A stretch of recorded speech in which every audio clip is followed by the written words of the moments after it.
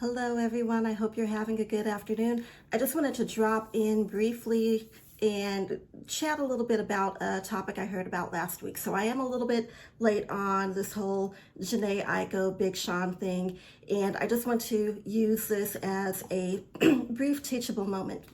So I posted something that says businesses have standard operating procedures. We should have them too. And by that, I mean, we need to have some operating procedures for our lives, especially as it relates to relationships. Now, you can think of these as boundaries or standards, however you would like to think of them. But essentially, the thought here is, well, before I get into it, let me, for those of you that may not know, cover the situation. So evidently, Big Sean says that he is not ready to marry Jhené Aiko yet, although they've been together for, I don't remember exactly how many years. I think it's been 3 or more. They've been together for several years and they have a child together. Yet he says he is not ready to marry her. I think we have to understand that he, like many men, are going to do what they are allowed to do, and they're still in a relationship because Jhené, she has not made marriage a requirement of him in order for him to be with her. And my intent here is, I'm just using them as a teachable moment. I'm not trying to get in their business. I'm not trying to dissect the details of it. I just, on the surface, just using this as an example to teach us women the importance of us having some standards or those operating procedures for our lives, particularly for relationships before we get into them. And we really need to have very clearly in our minds what we will, what we won't do, what our boundaries or standards will be before we start dating and decide to get into a relationship with someone. So when I say that we need to think about these things in advance, what do I mean? Well, it would be a good idea actually write down what you will do and most importantly, what you will not do. So what does that look like? Let's start with will do. So you can say, I will heal from the past before I move forward into a dating or a relationship with someone else. That's important because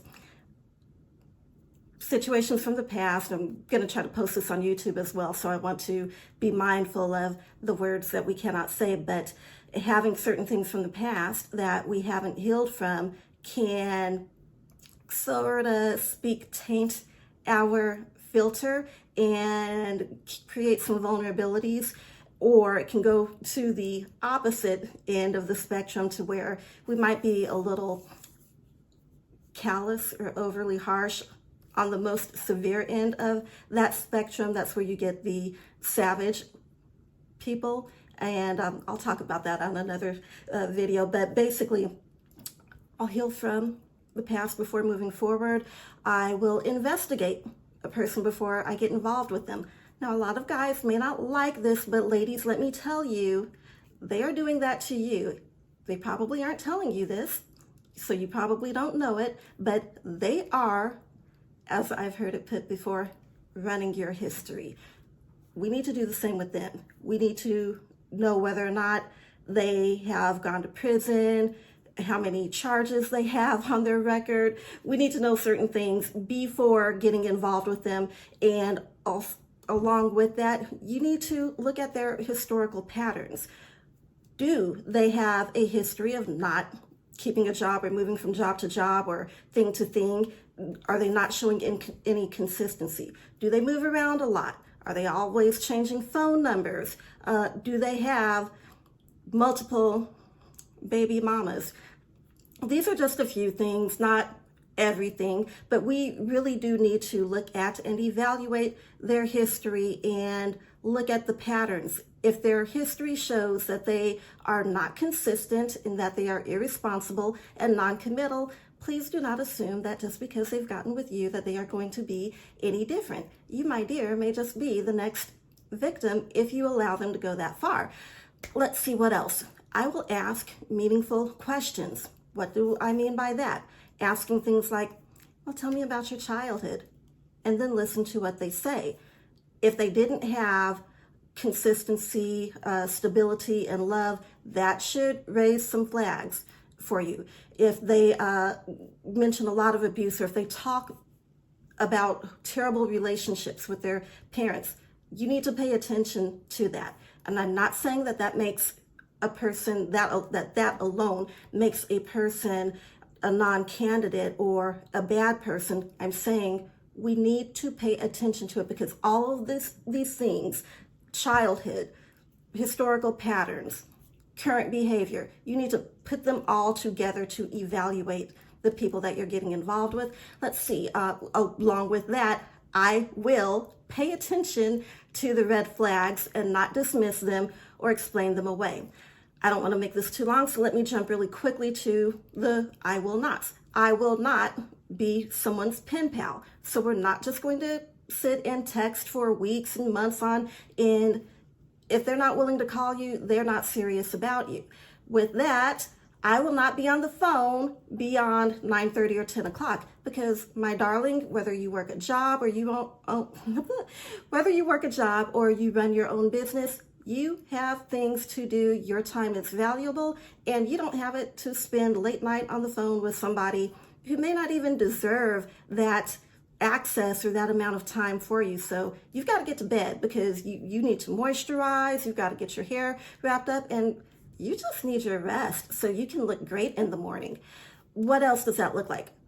I'm not going to go out on a date with anyone until we've had, let's say, at least 10 conversations. And I'm just pulling things as examples. These are not concrete, but just to give you an idea of some things to think of. So you decide to go out on a date. I will not allow him to pick me up from my house, and I will not meet him at his house. Find a location, meet there, and when you leave, be sure that your personal information has not been captured, because they can track you down via your license plate. So you might even want to consider taking an Uber or a Lyft. What else? I won't kiss on the first date. I'll wait until marriage. I know that might sound old school, but there's a reason why our grandmothers and great granny said he's not going to buy the cow if he gets the milk free. Cover that more at a later time. What else? I will not be yelled or cursed at. As soon as they do that, you shut it down and tell them, this time it's a warning. If you do it again, we're done. And then if they do it again, stand by that. Walk away. What else? Oh, you're not available if they call you up last minute to go out. No. Honey, you are doing so many fabulous things. You don't have time for that. If somebody wants some of your time, well, they need to plan it in advance, and you need to be prepared. What else? I will not go to their house unless we have dated consistently for, I don't know, X number of months. Do some research on your own and find something that sounds reasonable, but we shouldn't be going to anyone's house right away. It's just not safe in 2024. So my whole point with this is, again, ladies, I want to help us, because this dating scene has changed a lot, and frankly, we're getting clobbered out here. So if you find yourself in a situation similar to the example that I already mentioned, please don't feel like I'm picking on you or trying to make you feel bad. That is not the point. I just want to help us, because I do believe in Bible, marriage, happy families, and I want to help those of us who want those things to achieve them. So the other thing that I want to say is, we need to be willing to walk away. And the reason for that is, if you leave, or if a man feels like he's going to lose you and everything that he has gained from you being in his life, if he does not correct things, he doesn't want you in the first place. You were just convenient for him, and he was going to replace you as soon as he found your replacement. But if you're not willing to walk away, particularly in the example that was used at the opening, why should he change anything? He's got everything that he wants, and he's not going to change anything until he feels like he's going to lose that, or until what he really wants comes along.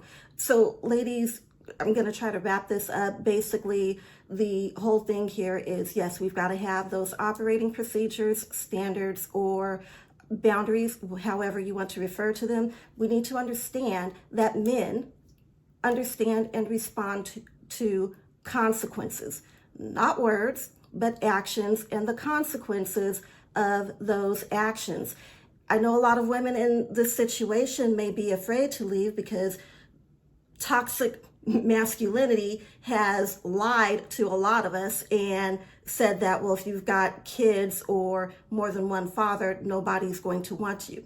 And while there is some truth to that, the reality is there is someone out there for you. There is someone, another guy or man or person who has kids, more than one co-parent, and when they meet you and come to find out that you are as great and as fabulous as you are, and you've spent time working on yourself, you are doing things that are healthy for you and your children, and you are living a whole, happy, and healthy life, they're going to be attracted to that and want to blend families. So do not let this toxic masculine culture make you feel like you are worthless if you've got some things that are following you from your past, or if you have children. And also, let's see, the man who perhaps is willing to blend families with you may likely be a man who has submitted himself to Jesus. Now, not to say that there are other religions or non-Christian type folks that would do such a thing, but on the whole, it's probably going to take a man that is not following this toxic culture, but one who has submitted himself to Jesus. And why would you want anything else? Because if he hasn't submitted himself to Jesus as his head and the person to be accountable to, who's he being accountable to? Who's he listening to? Who's influencing him?